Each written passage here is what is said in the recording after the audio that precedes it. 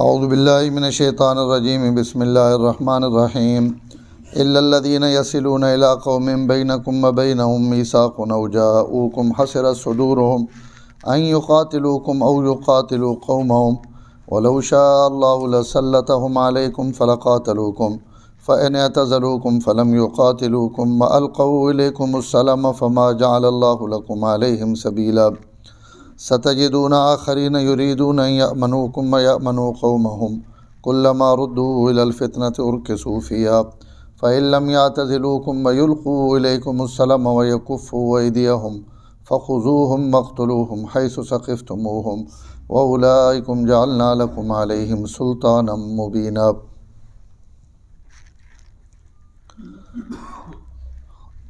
ہاں مگر وہ لوگ یصلون الی قوم جو مل جاتے ہیں ایسے قوم کے ساتھ بینکم و بینہم میثاق کہ تمہارے اور ان کے درمیان عہد و پیمان ہے، او جاؤکم یا ایسے لوگ جو آتے ہیں تمہارے پاس حسرت صدورہم تنگ ہو گئے ان کے دل ان یقاتلوکم اس بات سے کہ وہ تم سے لڑیں، او یقاتلوا قومہم یا اپنی قوم والوں سے لڑیں، ولو شاء اللہ لسلطہم علیکم اگر اللہ چاہتا تو ان کو مسلط کر دیتا تم پر، فلقاتلوکم پھر وہ تم سے لڑتے، فإن اعتزلوکم اگر وہ الگ رہیں تم سے،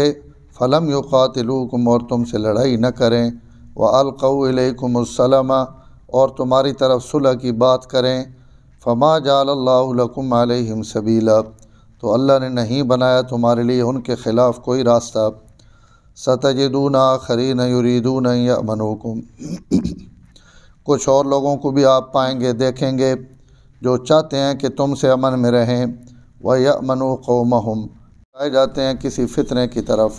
اُرْكِسُوا فِيهَا تو اس میں لوٹ جاتے ہیں، فَإِن لَمْ يَعْتَزِلُوكُمْ اگر وہ تم سے الگ نہ رہیں، وَيُلْقُوا إِلَيْكُمُ السَّلَامَ اور تمہاری طرف صلح بھی نہ ڈالیں، صلح کی بات بھی نہ کریں، وَيَكُفُّوا أَيْدِيَهُمْ اور اپنے ہاتھوں کو بھی نہ روکیں، فَخُذُوهُمْ تو تم انہیں پکڑو، وَاقْتُلُوهُمْ اور انہیں مارو، حَيْثُ ثَقِفْتُمُوهُمْ جہاں بھی تم ان کو پاؤ، وَأُولَئِكُمْ جَعَلْنَا لَكُمْ عَلَيْهِمْ سُلْطَانًا مُبِينًا یہی لوگ ہیں جن کے لیے اللہ نے تمہارے لیے بنایا ہے ان کے خلاف کھلا غلبہ۔ جماعت آئی ہوئی جی پنجابی چوت درس نہ دینے اردو دینے۔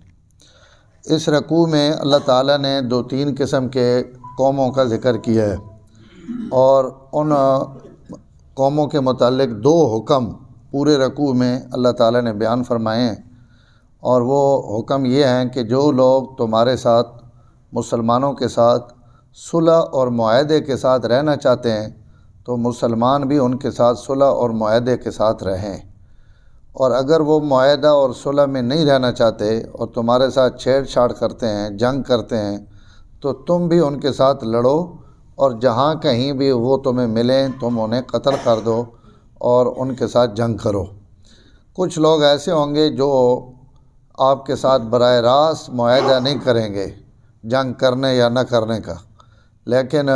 ایسی قوم کے ساتھ وہ معاہدہ کر لیں گے جس قوم کا آپ کے ساتھ معاہدہ ہے، تو ایسے لوگوں کے معاہدے کا بھی آپ احترام کریں۔ یہ ان آیات میں اللہ تعالیٰ نے بیان کیا۔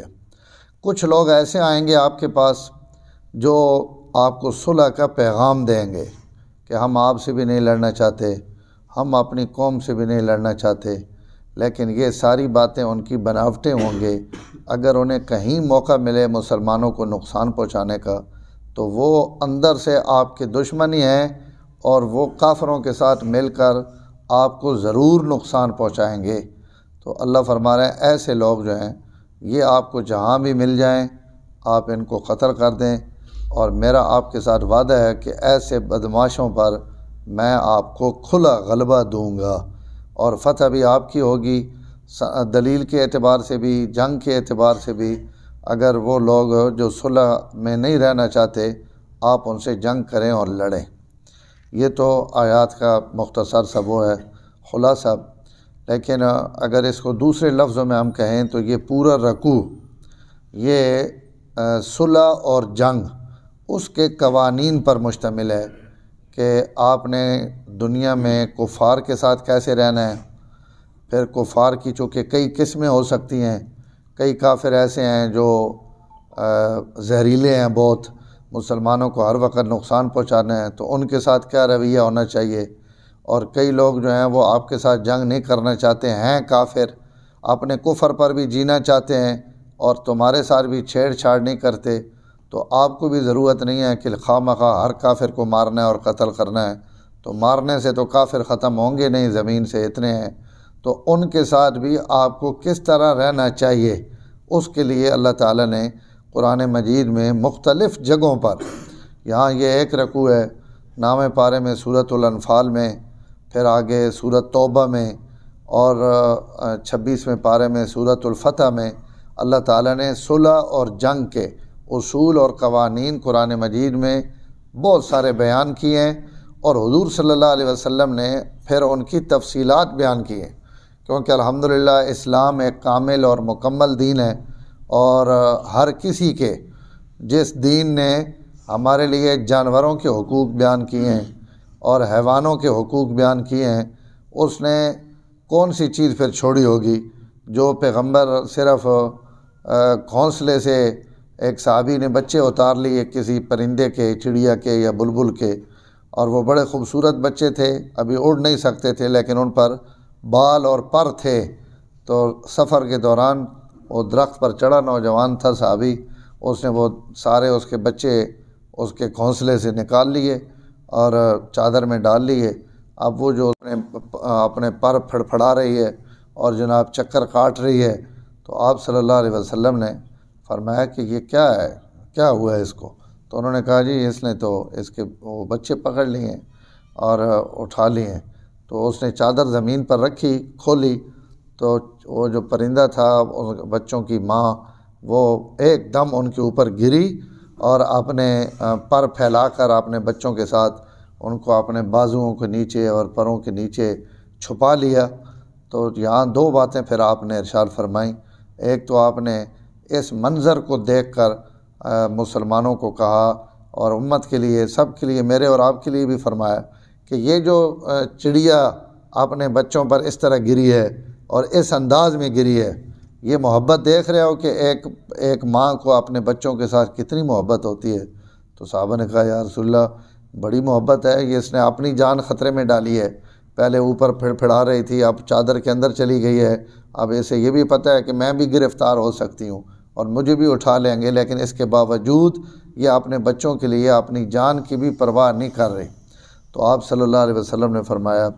اللہ اس سے بھی زیادہ اپنی مخلوق پر شفیق ہے. جتنا یہ شفقت اور پیار ہے اس ماں کے اندر، اپنی اس کی جو مامتا ہے، یہ اللہ تعالیٰ اس سے بھی زیادہ اپنے بندوں سے پیار کرتے ہیں. اور دوسری بات آپ نے اس بچے سے کہی، نوجوان سے، کہ بھائی یہ اب اس کے بچے اٹھاؤ اور جا کر اس کے گھونسلے میں رکھاؤ، کہ یہ ماں اس کی پریشان ہو گئی ہے. تو آپ نے ان کے بھی حقوق بیان فرمائے ہیں. اور آپ ایک سفر میں، حضرت ام سلمہ فرماتی ہیں کہ آپ تشریف لے جا رہے تھے، تو راستے میں ایک طرف سے آواز آئی السلام علیکم یا رسول اللہ. تو آواز ہم نے بھی سنی، تو آپ اس آواز کی طرف چلے. تو اب جب تھوڑا سا آگے گئے تو ایک آدمی چادر لپیٹ کر سویا ہوا ہے، سر سے لے کر پاؤں تک وہ چادر میں لپٹا ہوا ہے،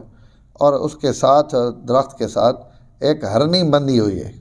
اس نے کہیں سے ہرن کو شکار کیا اور کر کے اس نے وہاں باندھا ہوا تھا اور خود لیٹا ہوا تھا. تو آپ صلی اللہ علیہ وسلم اس ہرنی کے پاس جا کر کھڑے ہوئے، تو اس ہرنی نے آپ کو سلام، یہی ہرنی آپ کو سلام کر رہی تھی. اور یہی حضور کی نبوت پر دلالت ہے کہ جنگل کے درندے بھی آپ کو جانتے ہیں کہ یہ اللہ کا نبی اور رسول ہے. تو آپ اس کے پاس کھڑے ہوئے، تو اس ہرنی نے کہا کہ یا رسول اللہ یہ سامنے جو پہاڑ ہے اس کی اس میں ایک حصے میں میرے بچے ہیں اور یہ مجھے پکڑ کر لے آیا ہے، اگر آپ میری رسی کھول دیں تو میں بس اپنے بچوں کو دودھ پلا کر آئی اور گئی، بس میں دودھ پلانے جاؤں گی اور دودھ پلا کر واپس آ جاؤں. تو آپ نے فرمایا کہ بھائی اگر تجھے میں چھوڑ دوں تو تو دودھ پلا کر واپس آئے گی؟ تو اس نے کہا میں ضرور واپس آؤں گی. اور ایک جملہ اس نے کہا یا رسول اللہ اگر میں نہ آؤں تو خدا مجھے وہ عذاب دے جو ٹیکس اور ظلم کے پیسے لینے والوں پر قیامت کے دن اللہ کا عذاب ہوگا کہ میں اس عذاب میں پکڑی جاؤں اگر نہ ہوں۔ اس کو اگر ہم اپنے الفاظ میں کہیں تو لومڑی کو پتہ تھا کہ میں کس کے ساتھ وعدہ کر رہی ہوں، تو یہ تو نہیں ہو سکتا کہ اللہ کے رسول سے وعدہ کرے اور واپس نہ آئے۔ تو آپ نے اس کی رسی کھولی، وہ دوڑتی ہوئی گئی، آپ وہیں کھڑے رہے، وہ بچوں کو دودھ پلا کر واپس آئی، آپ نے دوبارہ اس کے گلے میں رسی ڈال دی، اور رسی ڈال کر اتنے میں وہ جو بدو سویا ہوا تھا وہ بھی اٹھ کھڑا ہوا، اس نے آپ صلی اللہ علیہ وسلم کو دیکھا تو آپ کے ساتھ اس نے اکرام کا معاملہ کیا اور کچھ مزید اکرام کا کہا کہ میں آپ کا اکرام کرنا چاہتا ہوں، کچھ اس دور کا جو اکرام ہے۔ تو آپ صلی اللہ علیہ وسلم نے فرمایا کہ اکرام کی تو مجھے ضرورت نہیں ہے، لیکن اگر تو میری ایک سفارش مان لے تو یہی تیرا اکرام ہو جائے گا کہ تو اس ہرن کو چھوڑ دے اور اس کی رسی کھول دے، تاکہ اس کے چھوٹے چھوٹے بچے ہیں یہ اپنے بچوں کو دودھ پلایا کرے اور ان کی پرورش کرے۔ تو اس نے کہا بس یا رسول اللہ اگر آپ کی سفارش ہے تو میں کیوں نہیں چھوڑوں گا۔ تو اس نے رسی چھوڑ دی، کھول دی۔ اب یہ ہرن وہاں سے بھاگی، تو حدیث کے الفاظ ہیں کہ پچھلی ٹانگیں اٹھا اٹھا کر زمین پر مار رہی ہے، تیزی کے ساتھ بھاگ رہی ہے اور زبان سے کہہ رہی ہے اشہد اللہ الہ الا اللہ و اشہد ان محمد الرسول اللہ، کہ حضور اللہ کے نبی اور رسول ہیں اور اللہ وحدہ لا شریک ہیں۔ اب یہ جناب وہ اپنی دلتیاں جھاڑتی ہوئی اور یہ کلمہ پڑھتی ہوئی جا رہی ہے۔ تو اب یہ پرندوں کے، جانوروں کے سینکڑوں اس پر حدیثوں میں مثالیں ہیں۔ تو جس دین اور جس اسلام نے یہ حقوق چیزوں کے بتائیں، پھر ہمارے دارالعلوم وہ ایک بات اس قصے کے پر فرمایا کرتے تھے کہ ایک تو اس سے یہ ثابت ہو گیا کہ جنگل سے کوئی آدمی بھی شکار کر لے تو وہ مالک ہو جاتا ہے، کیونکہ مالک وہ بدو تھا، اگر وہ مالک نہ بنتا تو حضور خود بھی چھوڑ سکتے تھے اس کو، لیکن آپ نے اس کی اجازت کے بغیر اس کی رسی نہیں کھولی کہ چونکہ یہ جنگل سے پکڑ کر لایا ہے تو مالک وہی ہے، تو جنگل کی چیزیں جو لائے گا وہ اس کا مالک ہوگا۔ ایک بات یہ ثابت ہو گئی۔ دوسری بات یہ ثابت ہو گئی کہ وعدہ پورا کرنا، اگر اللہ کے رسول اس ہرن سے اور ایک جانور سے یہ وعدہ لے رہے ہیں کہ میرے ساتھ جو وعدہ کر رہی ہو یہ پورا کرو گی یا نہیں کرو گی، تو یہ کتنی تاکید ہو رہی ہے اپنی امت کو کہ وعدے کا نبھانا اور وعدے کو پورا کرنا کتنی ضروری چیز ہے، کہ آپ نے ایک جانور کو بھی اس کو تیار کیا کہ اپنا وعدہ پورا کرنا ہے تو نے، اور اس نے اپنا وعدہ پورا کیا۔ تو قاضی صاحب تیسری بات فرماتے ہیں کہ جب وہ وعدہ پورا کر کے آئی تو حضور نے اس کی رسی کھول دی، تو وعدہ پورا کرنے کی برکت سے اللہ نے اس کو رہائی دے دی۔ تو اگلا جملہ بڑا خوبصورت ہے کہ جب ایک ہرن اللہ کے رسول کا وعدہ پورا کرے تو اسے قید سے رہائی مل جاتی ہے، جو امتی زندگی بھر اللہ اور رسول کے وعدوں کو پورا کرے گا انہیں دوزخ سے رہائی کیوں نہیں ملے گی۔ ہاں جی، ان کی رہائی کے لیے بھی یہی ہے کہ وہ اللہ اور اس کے رسول کی اطاعت کریں تو اللہ تعالیٰ انہیں آخرت کے پکڑ سے اور ان چیزوں سے رہائی دیں گے۔ تو جس اسلام نے، میں عرض یہ کر رہا ہوں کہ جس دین اور اسلام نے ان چیزوں کے حقوق بیان کیے ہیں، وہ دنیا میں بسنے والے لوگوں کے بھی حقوق کیوں نہ بیان کرے۔ تو یہاں صلح اور جنگ کے اللہ تعالیٰ نے اصول ایک بیان کیا ہے، اور وہ پہلی آیت میں یہ ہے کہ الا الذین یصلون، اس سے پچھلی آیت میں تھا کہ ان کو قتل کرو اور ان کے ساتھ دوستیاں مت لگاؤ، تو سب کو مت قتل کرو۔ الا الذین یصلون الی قوم بینکم وبینہم میثاق، ہاں کچھ ایسے لوگ ہیں جو ایسے لوگوں کے ساتھ جا کر مل جائیں کہ تمہارا اور ان کے آپس میں معاہدہ ہے۔ جیسے مشہور قبیلے ہیں دو عرب میں، بنو خزاعہ اور بنو بکر۔ جب صلح حدیبیہ ہوا تو بنو خزاعہ نے حضور صلی اللہ علیہ وسلم کے ساتھ صلح کی کہ ہم آپ کے ساتھ ہیں، اور بنو بکر جو تھے یا بنو بکر وہ مکے والوں کے ساتھ جڑے، اور انہی کی وجہ سے پھر فتح مکہ بھی ہوا تھا۔ اسی بنو کنانہ نے، بنو بکر نے بنو خزاعہ پر حملہ کیا تھا۔ تو اب یہ بنو خزاعہ کافر ہے اور وہ بھی کافر ہیں، ایک کافر ادھر کافروں کے ساتھ مل گیا، ایک مسلمانوں کے ساتھ مل گیا۔ اب جن قبیلوں کا بنو خزاعہ کے ساتھ معاہدہ تھا کہ بھائی میری اور آپ کی جنگ نہیں ہوگی، تو ان معاہدوں، اس قوم کا معاہدہ حضور کے ساتھ خود بخود ہو گیا کیونکہ جس قوم کے ساتھ حضور کا معاہدہ ہوا ہے اگلی اس قوم کا ان کے ساتھ معاہدہ ہے، تو جس کو ہم اپنی زبان میں بھی کہتے ہیں دوست کا دوست ہوتا ہے، اگر ہمارا کوئی دوست ہے اس کا ایک دوست ہے تو وہ آپ کا بھی دوست ہوگا۔ اور اسی طرح یہاں بھی کہ اگر آپ کے ایک قبیلے سے معاہدہ ہو گیا ہے، کوئی اور قبیلہ اس قبیلے کے ساتھ آ کر شریک ہو جاتا ہے تو مسلمان اس کے معاہدے کو پورا کرنے کے بھی پابند ہیں۔ یہ نہیں کہہ سکتے کہ آپ کا اور ہمارا تو کوئی معاہدہ نہیں ہے، تو معاہدہ ہے، کیونکہ جن کے ساتھ آپ کا معاہدہ ہے ان کے ساتھ انہوں نے معاہدہ کر لیا۔ تو یہی بات یہاں بیان ہوئی ہے کہ بینکم و بینہم میثاق، ایسی قوم ہے کہ تمہارے اور ان کے درمیان عہد و پیمان ہے، تو وہ آ گئے کہ بھئی ہمارا بھی پیمان ہے تو اس کو بھی قبول کر لو۔ یا ایک صورت اور ہے کہ او جاؤکم، یا تمہارے پاس ایسے لوگ آ جائیں حسرت صدورہم ان یقاتلوکم، کہ ان کے سینے اور ان کے دل تنگ ہو گئے ہیں لڑائیاں لڑ کے، وہ تمہارے ساتھ بھی نہیں لڑنا چاہتے، او یقاتلوا قومہم، اور اپنی قوم کے ساتھ بھی نہیں لڑنا چاہتے۔ تو اگر وہ اپنی قوم کے ساتھ بھی نہیں لڑنا چاہتے اور آپ کے ساتھ بھی نہیں لڑنا چاہتے تو پھر بھی آپ ان کو قتل مت کریں۔ یہ نہ کہیں کہ جب آپ ہمارے ساتھ نہیں لڑتے ہیں تو چلو آپ اپنی قوم کے ساتھ تو لڑو، تو نہیں لڑتے تو نہ لڑیں، آپ کے ساتھ بھی تو نہیں لڑ رہے، تو جب وہ کسی کے ساتھ نہیں لڑ رہے تو آپ بھی ان کے ساتھ مت لڑیں۔ وَلَوْ شَاءَ اللَّهُ لَسَلَّطَهُمْ عَلَيْكُمْ، اگر اللہ چاہتا تو انہیں تم پر مسلط کر دیتا، فَلَقَاتَلُوكُمْ، تو وہ بھی تمہارے ساتھ لڑائی کرتے، لیکن وہ لڑائی نہیں کر رہے، اللہ نے ان کو لڑائی سے روک دیا ہے، تو آپ بھی رک جائیں۔ فَإِنْ اعْتَزَلُوكُمْ، اگر وہ آپ سے الگ رہتے ہیں، حملہ نہیں کرتے، لم یقاتلوکم، وہ تم سے نہیں لڑتے، وَأَلْقَوْا إِلَيْكُمُ السَّلَامَ، اور آپ کے ساتھ وہ صلح کی بات کرتے ہیں اور صلح کرنا چاہتے ہیں، تو فَمَا جَعَلَ اللَّهُ لَكُمْ عَلَيْهِمْ سَبِيلًا، اب ان کے خلاف کوئی کارروائی کرنے کا آپ کو اختیار نہیں ہے، آپ ان کے ساتھ صلح کریں۔ یعنی جو آدمی بھی مسلمانوں کے ساتھ صلح کے ساتھ رہنا چاہے، مسلمان اس کے ساتھ صلح کرنے کے پابند ہے، یہ نہیں کہ بھئی ہم آپ کے ساتھ صلح نہیں کرتے۔ ہاں کچھ لوگ مریض ہوتے ہیں، یہ اگلی آیت میں مریضوں کا ذکر ہے، ستجدون آخرین، آپ ایسے لوگوں کو بھی پائیں گے اور وہ یریدون یامنوکم ویامنوا قومہم، وہ چاہتے ہیں کہ تم سے بھی امن میں رہیں مسلمانوں سے، ویامنوا قومہم، اور اپنی قوم سے بھی امن میں رہیں، نہ ادھر لڑیں نہ ادھر لڑیں، لیکن یہ زبانی کہہ رہے ہیں، ان کے اندر یہ ہے کہ اگر مسلمانوں کے خلاف کسی بڑے حملہ آور نے حملہ کیا